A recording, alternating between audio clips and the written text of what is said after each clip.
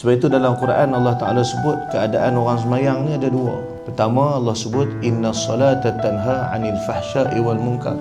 Orang yang semayang, dia akan jadi orang yang takkan dekat dengan perkara keji dan munkar.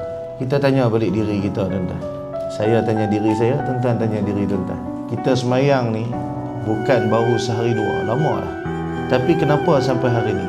Apa yang Allah Ta'ala janji dalam Quran? Orang semayang, dia takkan buat benda keji, dia takkan buat benda munkar. Kenapa sampai hari ni dengan semayang yang kita dah buat, benda keji dan munkar ni kita tak boleh tinggal.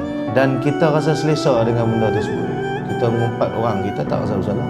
Setiap malam kita nak tidur, ada tak kita resah fikir, petang tadi aku mengumpat orang, jemaah mengaku. Ada tak kita resah benda tu? Tak. Yang kita resah, pasal apa badan aku tak boleh kurus, pasal apa kulit aku kedut, pasal apa duit aku tak tambah-tambah, pasal apa yang kita tanya tu semua berkait dengan kepentingan hawa nafsu kita.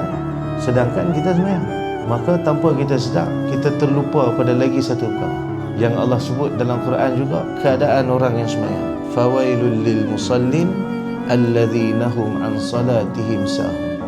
Maka celaka bagi orang yang semayang. Dan semayang ni rupanya belum tentu boleh kat kita balik. Allah kata celaka bagi orang yang semayang. Siapa?